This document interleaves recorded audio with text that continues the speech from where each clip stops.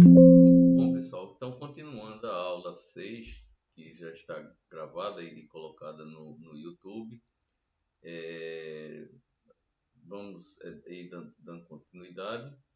Nós temos aqui o tipo de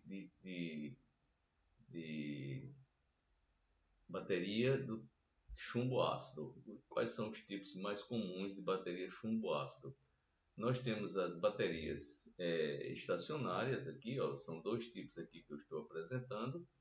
Esse tipo aqui é OPZS, ela significa, essas são iniciais de palavras alemãs, que ela significa que ela é estacionária, tá certo? Ela significa também que ela tem os eletrodos. O eletrodo positivo, ele é um tipo tubular que é protegido, revestido por uma proteção. Então, a estacionária é essa letra O aqui, o eletrodo positivo que é revestido são essas duas letras aqui, PZ, e esse S indica que ele está imerso em uma solução eletrolítica líquida, tá certo? Então ele é do tipo que tem a solução eletrolítica líquida. Bom, então, você tem também a OPZV, então a O e o PZ aqui tem o mesmo significado do anterior. Só que o V significa dizer que ele é um tipo eletrólito em gel, tá bem? E finalmente você tem as automotivas, que são conhecidas aí no mercado, de quem trabalha com isso, como SLI. O S significa Start, o L significa Light e I significa Ignition. Significa então dizer que essa bateria é exclusiva para partida, iluminação e ignição de motores de combustão. Então, não é recomendada, né? Nós não utilizamos aqui como bateria para painéis fotovoltaicos, tá bem? Então, dando prosseguimento,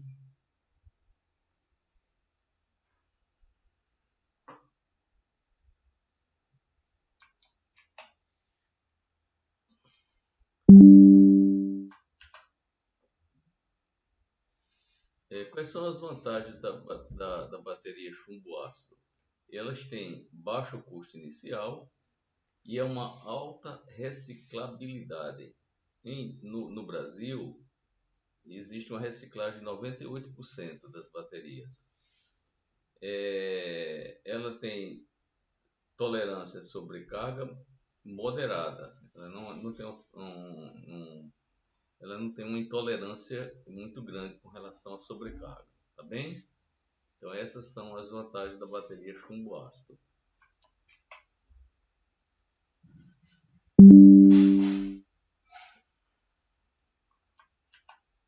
Com relação às desvantagens, ela tem baixa densidade energética. O que que significa isso? Que em cada quilograma da bateria, você tem uma faixa aí de 30 a 50 watt-horas, tá bom? E ele tem um afundamento limitado a 50%, então não se deve passar de 50% do afundamento.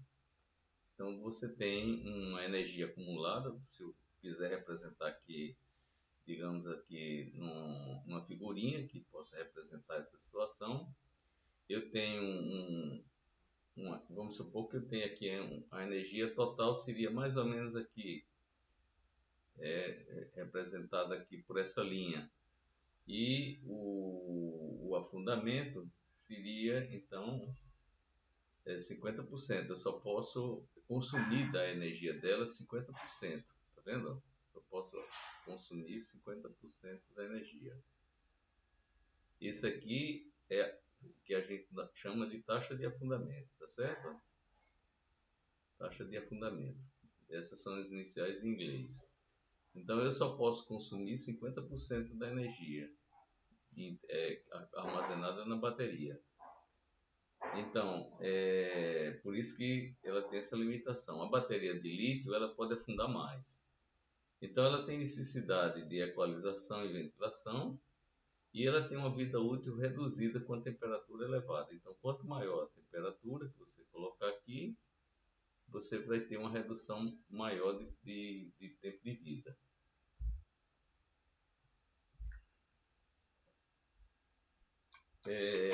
Quanto às baterias de lítio, com relação às baterias de lítio, certo?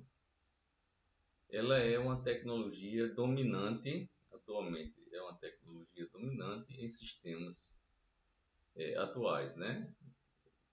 É uma redundância que eu acabo de dizer, inclusive, né? Então, a tecnologia dominante em sistemas modernos atuais.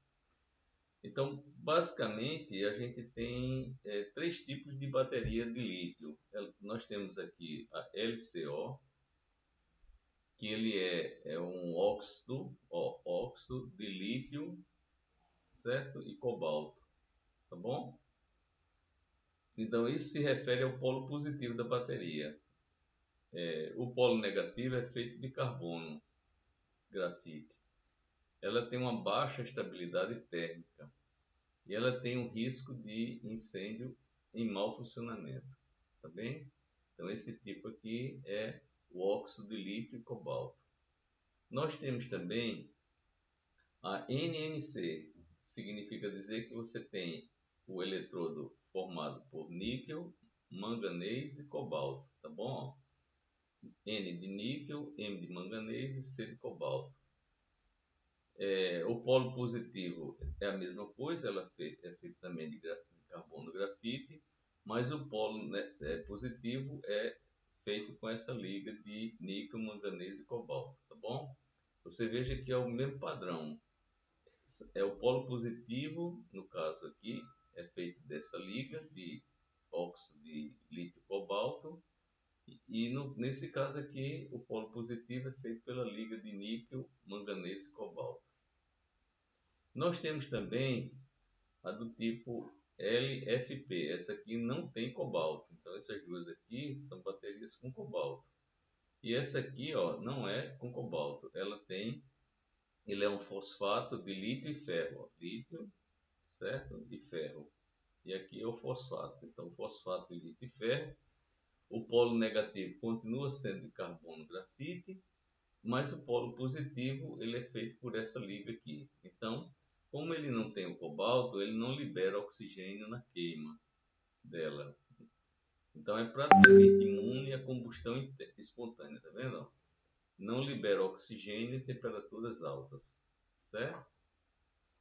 Então, a LFP é mais utilizada por razões em esquemas de fotovoltaico por segurança e ciclos, certo?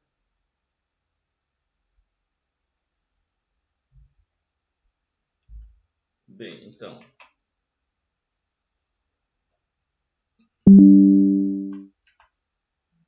é,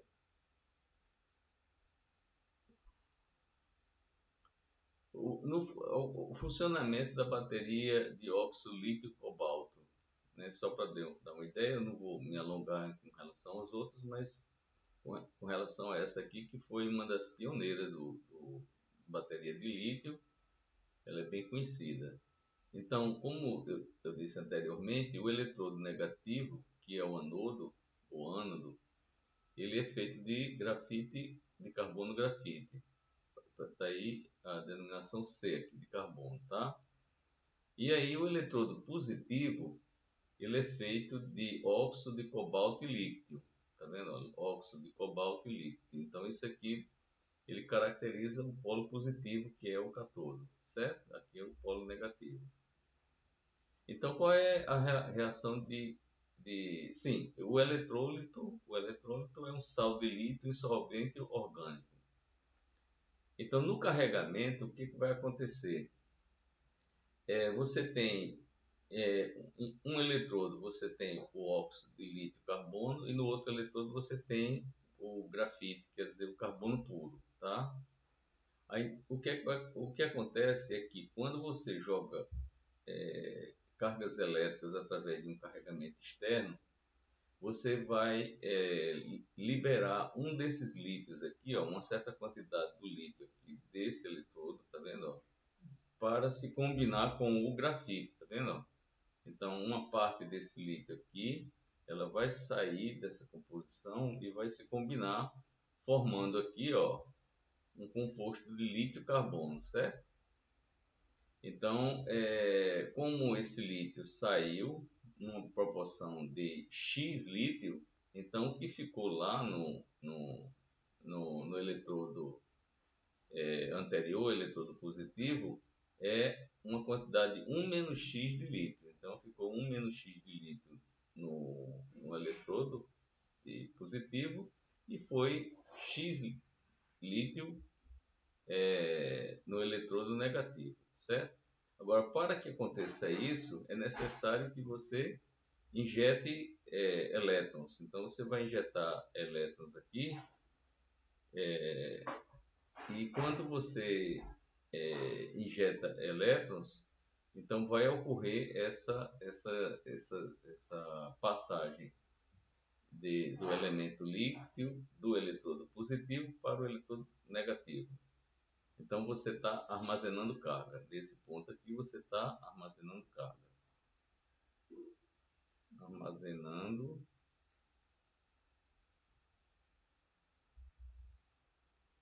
carga. Tá bom?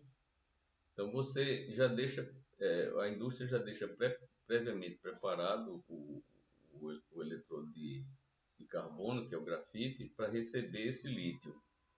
Então ele vai ser intercalado na estrutura cristalina lá do eletrodo. Esse lítio aqui que sai do eletrodo positivo. Quando ela começa a funcionar, então ela está no descarregamento, o que é que vai acontecer? Vai acontecer o contrário. Então ele vai liberar os elétrons, aquele elétron que recebeu do carregamento, e aí ele vai retornar à situação anterior. O lítio, ele vai sair, o lítio que estava incorporado ao grafite, ele vai sair, migrar pelo eletrólito, tá vendo? Ó? E voltar para o eletrodo positivo. Então, o que antes tinha uma quantidade Li 1 menos X de lítio, agora ele se recompõe, essa quantidade Li de X Li, ela vai voltar para o eletrodo positivo e aí vai voltar à situação anterior, que você vai ter uma quantidade total de lítio e o cobalto, tá vendo? E o óxido. Então, o óxido de lítio e cobalto vai se recompor e o grafite vai ficar sozinho novamente, tá certo? E aí, nesse caso, ele está descarregando ou então fornecendo corrente elétrica, fornecendo energia elétrica,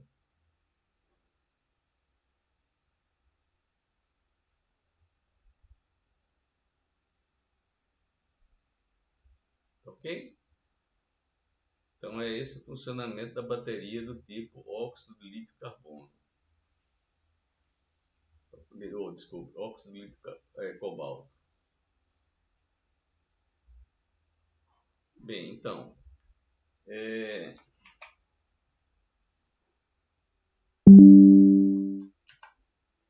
as vantagens do lítio.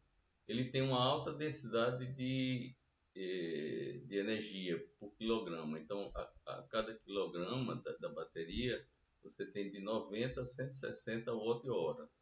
Veja que no caso do chumbo ácido, você tinha de 30 a 50 watt-hora por quilograma. Agora nós temos 90 a 160. O afundamento que nós tínhamos falado, que no caso da bateria de chumbo ácido era 50%, nós podemos afundar até 100% sem que cause danos à bateria, certo? Então, o que significa dizer que nós podemos usar toda a energia da bateria que foi armazenada e não vai dar problema. No caso da bateria anterior de chumbo ácido, iria dar problema, você não deve passar de 50%.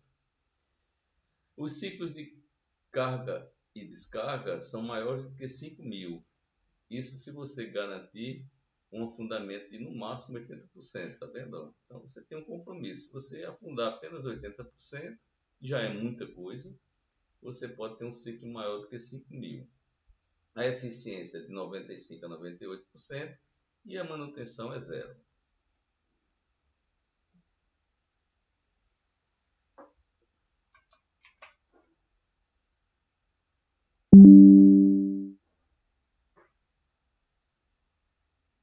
Bem,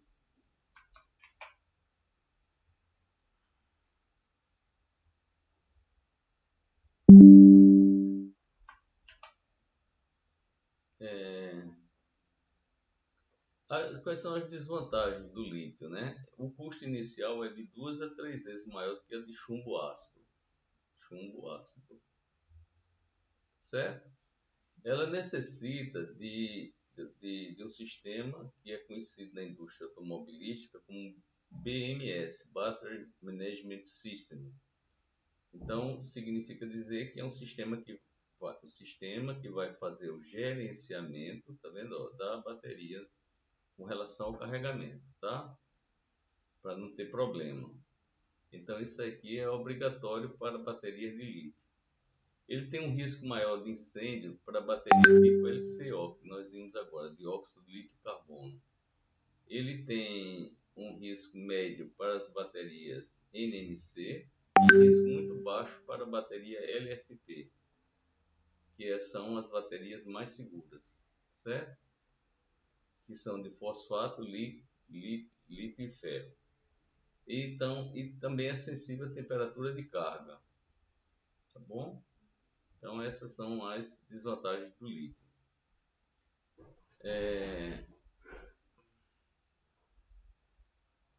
Aqui nós podemos perceber,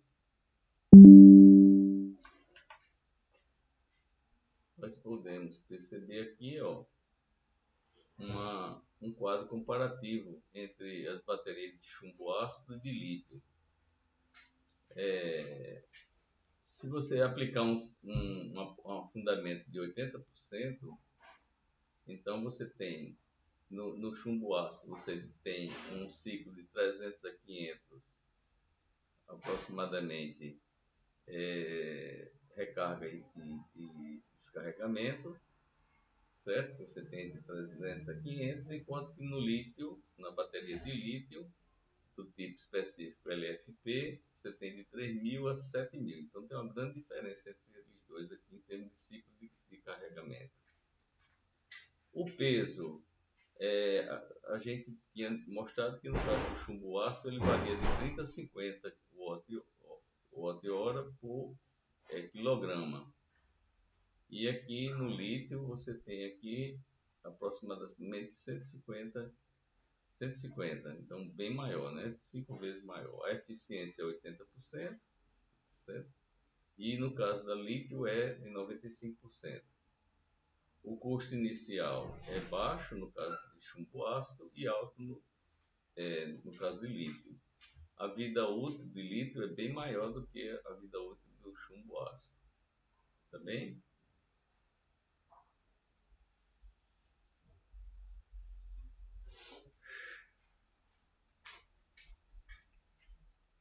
Então,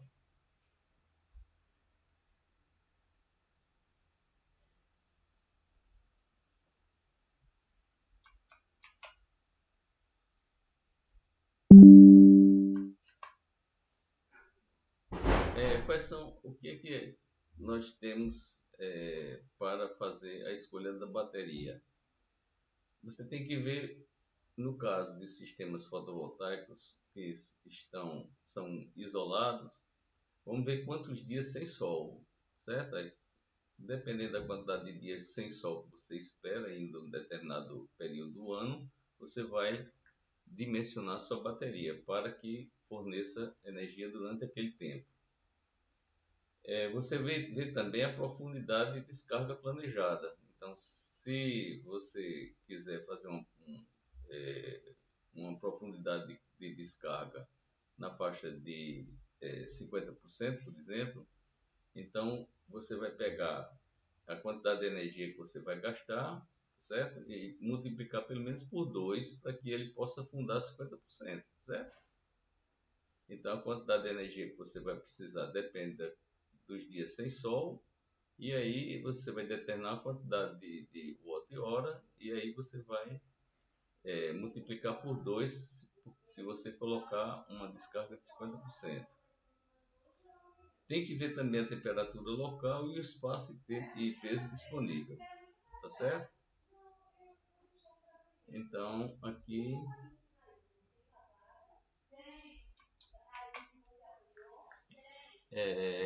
então, passo 1 de dimensionamento.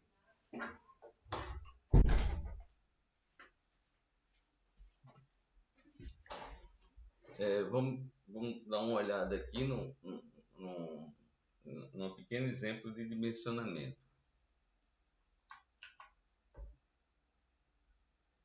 Dimensionamento básico, né? Vamos supor que você tem uma carga do seu local, seja num trailer, ou seja num determinado local de edificação, que você necessita de 200 watt-hora ao dia, tá bom? Como você vai alimentar em 12 volts, então é só você dividir 200 watt-hora. Veja que o watt aqui, ó, watt sempre significa tensão vezes a corrente, tá certo? Considerando o fator de potência igual a 1. Então, se você dividir pela tensão, você vai eliminar o volt aqui e esse watt vai ficar só corrente. Então, é o que aconteceu. Você vai dividir 200 por 12, vai encontrar o valor 16,7 e o watt, como você dividiu esse watt por volt, você retirou a tensão aqui dessa formação do watt. Você lembra que o watt é V vezes I. Então você retira o V aqui e só sobra a corrente, que é ampere. Então você tem aqui no total 16,7 ampere-hora ao dia, certo? Então, se você tem uma carga de 200 watt-hora ao dia, durante o dia você vai precisar de 200 watt-hora de energia em 12 volts, então você vai precisar de uma bateria ou um conjunto de baterias que lhe dê 16,7 ampere-hora ao dia. Tá bom?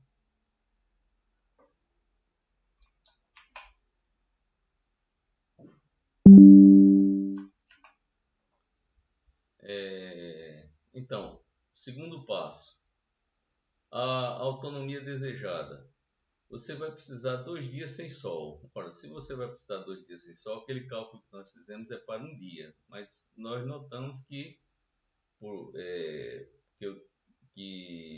meu local em que eu vou instalar, ele vai ficar 2 dias sem sol, vai chover 2 dias seguidos. Então, em vez de 16,7 ampere-horas ao dia, eu tenho que multiplicar por 2, que são 2 dias. Então, eu tenho necessidade já de uma bateria de 33, um conjunto de bateria de 33,4 ampere-hora, certo?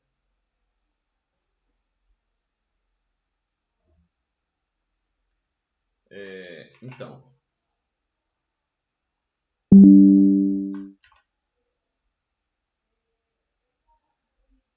agora vamos fazer pela profundidade. Nós precisamos de 33,4 ampere-horas, mas eu quero determinar que eu só use 50% da energia da bateria armazenada, uma taxa de afundamento de 50%. Então significa dizer que em vez de 33,4, eu vou dividir por 0,5, que é a taxa de descarregamento, é a mesma coisa de multiplicar por 2. Então eu vou precisar agora, ajustando, eu vou precisar de uma bateria, um banco com 66,8 ampere-hora, tá certo?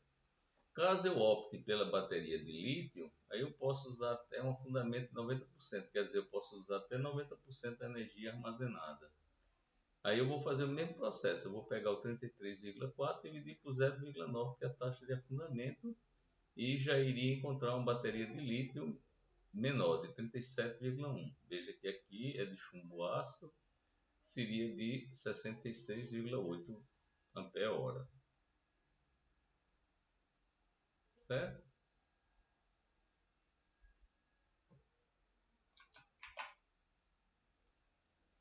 O passo 4, então, vamos imaginar que eu tenho um banco de 24 volts, certo? Como eu tenho 12 volts a bateria, eu vou associar baterias em série, tá vendo? Então eu vou colocar duas baterias, tá vendo? Em série de 12 volts. E como eu vou precisar daquele valor anterior,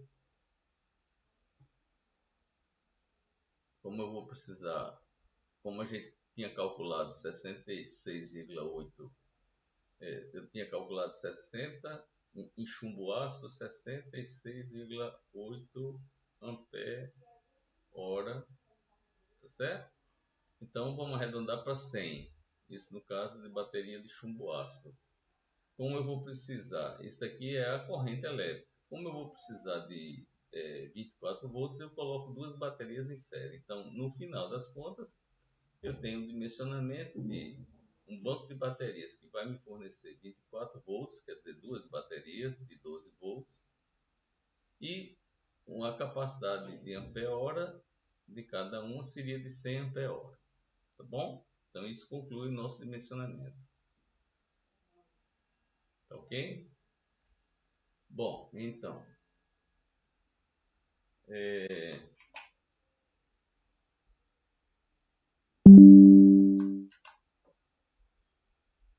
a autodescarga é um processo espontâneo, algumas características interessantes para se levar em conta, né?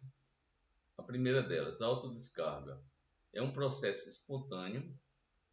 Todas as baterias descarregam-se através de processos químicos, que são as perdas internas, quando não estão em uso. A esse processo dá-se o nome de autodescarga.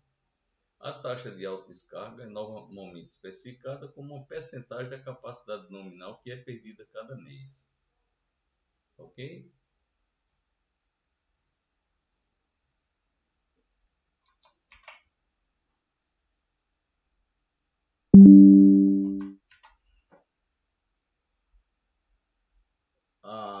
As baterias de chumbo ácido,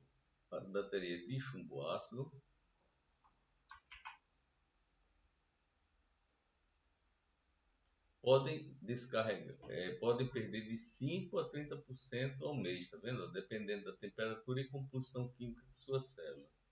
E a autodescarga da bateria de níquel-cádmio, só para dar outro exemplo, é de 3 a 6%. Quer dizer, veja que é bem menor do que a de chumbo ácido, a autodescarga dela, tá bom?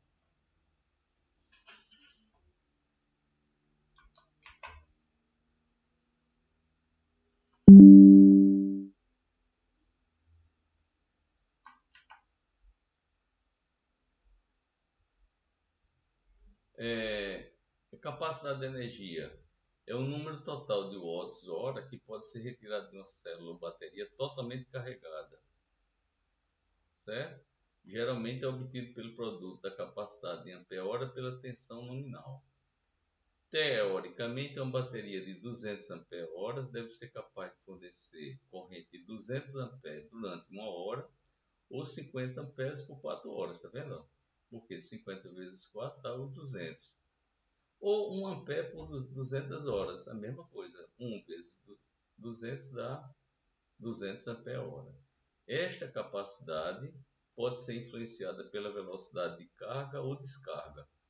Quanto mais lento for o descarregamento, ligeiramente maior será a sua disponibilidade de carga.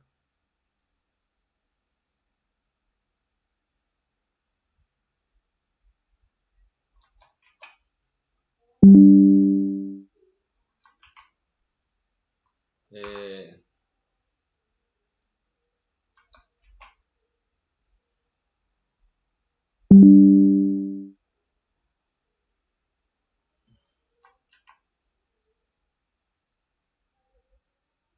então, outro aspecto, né? As características das baterias normalmente são especificadas pelos fabricantes por uma temperatura de 25 graus Celsius. Temperaturas mais baixas reduzem significativamente sua capacidade e temperaturas mais altas resultam em uma capacidade ligeiramente maior, tá bom? Porém, há de se ter cuidado, temperaturas mais altas acarretam perda do eletrólito e diminuição do número de ciclos durante a vida útil da bateria. Então você ganha de um lado e perde de outro, tá certo?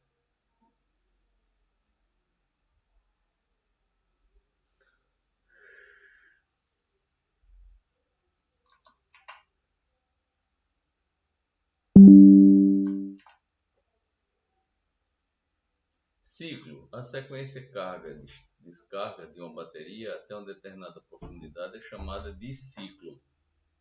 Certo?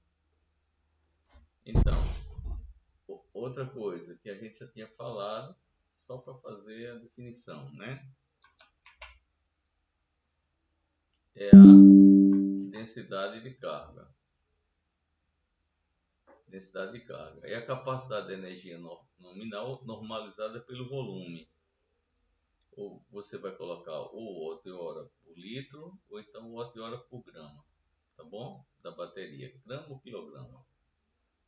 Você vai dizer o quanto de energia pelo peso. Quanto de energia está armazenada pelo peso.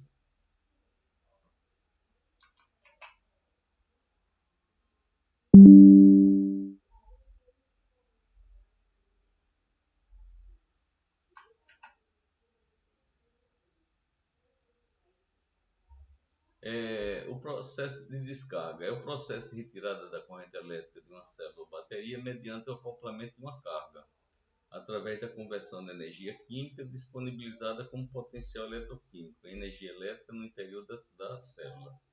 Quando a descarga ultrapassa 50% da bateria da carga, ela é chamada de descarga profunda. Então, vamos definir que descarga profunda é quando você utiliza mais do que 50% da capacidade de energia armazenada na bateria.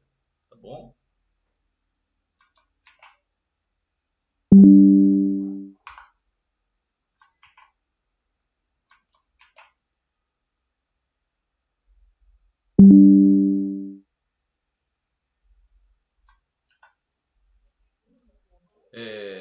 Eletrodo. Em uma célula eletroquímica existe dois eletrodos. Sempre é o eletrodo anodo, que é o terminal negativo, que a gente já falou várias vezes aqui, que é a sede da oxidação eletroquímica. Tá vendo? O eletrodo negativo, ele sofre processo de oxidação, portanto, no processo de oxidação você fornece elétrons. Então ele funciona como fonte de elétrons. E o cátodo, que é o terminal positivo, que é a sede da redução. Então a redução é o processo químico complementar à oxidação. Então um elemento faz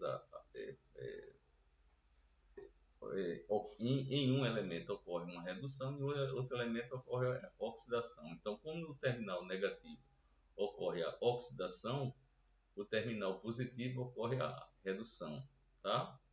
No terminal negativo, na oxidação, ele fornece elétrons, certo? Libera elétrons.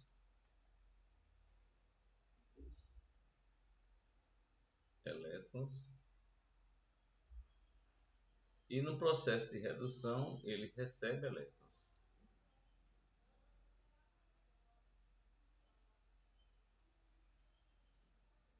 Certo? Então ele funciona como sorvedor de elétrons.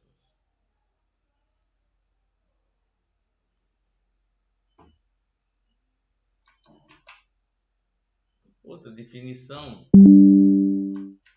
é o que se chama de estado da carga, ó. Estado de carga. É a capacidade remanescente disponível em bateria ou célula em determinado momento, expressa como percentagem da capacidade nominal. Em inglês, ele é conhecido como SOC, State of Charge. Por exemplo, se você retirar 25 ampere-hora de uma bateria com capacidade de 100 ampere-horas, quando ela estava completamente carregada, então você afundou, você fez um afundamento de energia de 25 amperes. Isso aqui seria o nosso DOD, o afundamento, certo? Nós usamos 25 de um total de 100. O que é que ficou? 75. Então a gente vai chamar isso aqui de SOC, certo? Que é o estado da carga. Então, quem é o complementar do estado da carga? É a profundidade da carga, que é exatamente o DOD, certo? Como eu acabo de falar.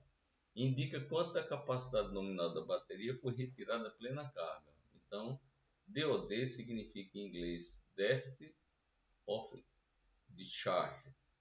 Exemplo, se você promover uma remoção de 25 ampere de uma bateria, de uma capacidade de 100 ampere, que foi o exemplo anterior, então você fez um afundamento, quer dizer, você resultou numa profundidade de descarga de 25%, tá vendo? Quer dizer, o quanto você utilizou é exatamente a profundidade de descarga. É o valor complementar do estado da carga. Se lembra que o estado da carga é SOC. Certo?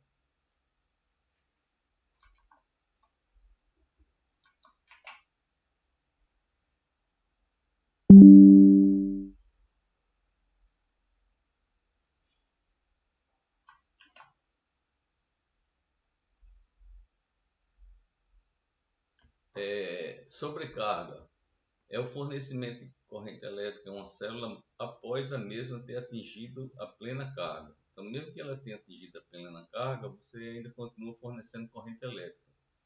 Então, isso nós chamamos de sobrecarga. A sobrecarga não aumenta a disponibilidade de energia na célula bateria e pode resultar na gaseificação ou no sobreaquecimento, tá bom? O que você ganha é sobreaquecimento e não mais energia.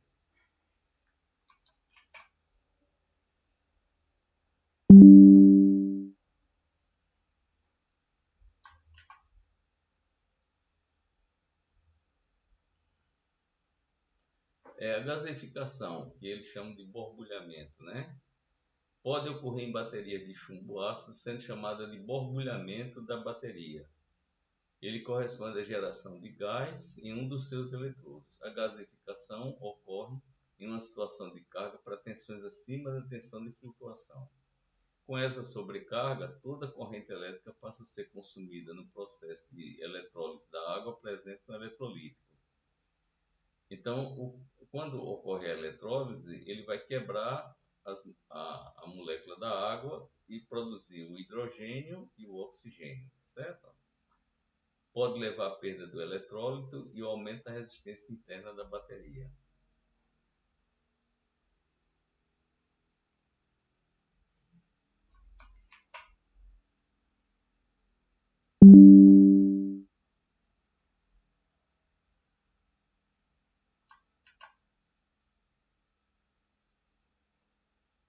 Então, as baterias recarregáveis, como nós tínhamos falado anteriormente, as automotivas também são conhecidas como SLI, tá vendo? Que é Start, Light Ignition.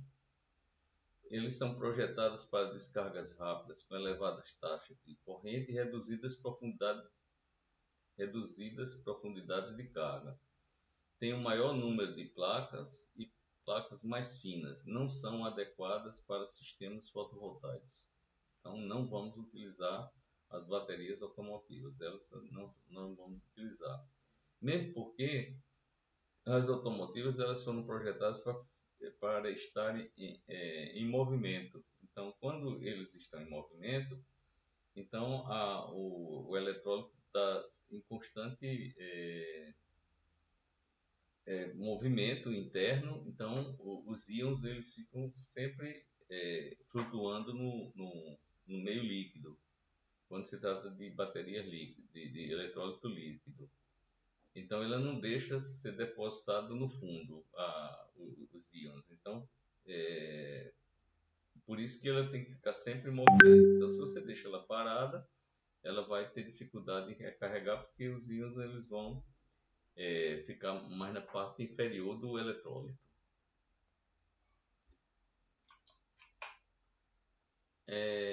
As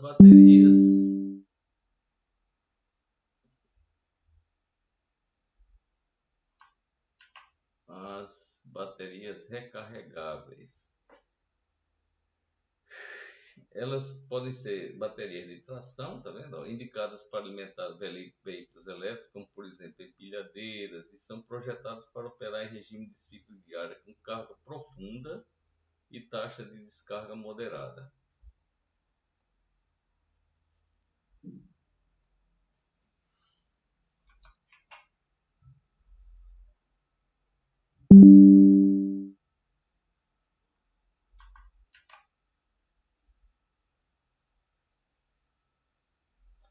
As recarregáveis estacionárias tipo flutuação são direcionadas tipicamente para aplicações em que as baterias permanecem em regime de flutuação e são solicitadas ocasionalmente para ciclos de cargas e descargas. São utilizados sistemas onde a bateria permanece constantemente carregada, entrando em ação apenas quando há falha na fonte principal de energia, tá? Esse aqui é bateria recarregável tipo flutuação. Essa condição é típica de sistemas de no break. Tem baixo consumo de água.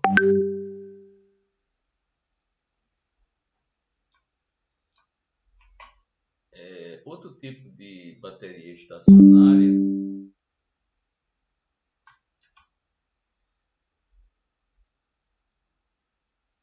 recarregável é do tipo estacionário tipo ciclagem.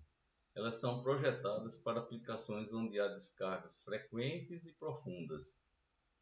Eles são principalmente aplicadas em sistemas solar fotovoltaico, tá vendo? Que é o nosso caso aqui. Armazena energia para uso diurno ou em dias nublados. Já é diferente daquela que é apropriada para no breaks. Trabalham também com sistemas híbridos com geradores, operam em conjunto com fontes alternativas.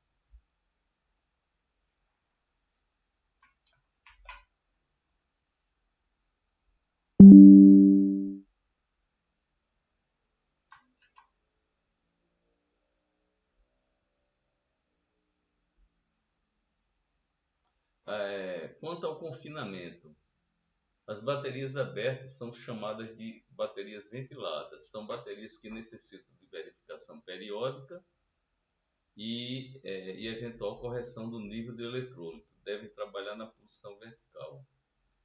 E as baterias de chumbo ácido dessa tecnologia são denominadas de FLA, Fluid Lead Acid, ou FVLA, Free Vented Lead Acid, ou apenas VLA, tá bom? Então são baterias que necessitam de as baterias abertas, são chamadas de ventiladas, elas têm que necessitam sempre de verificação periódica e eventual correção do nível do eletrodo.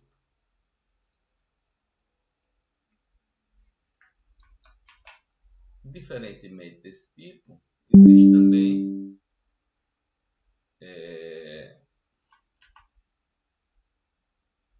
as baterias do tipo seladas. Elas possuem eletrólito confinado, tá vendo? Ou sob a forma de gel, conhecidas como livres de manutenção porque não necessitam de adição de água.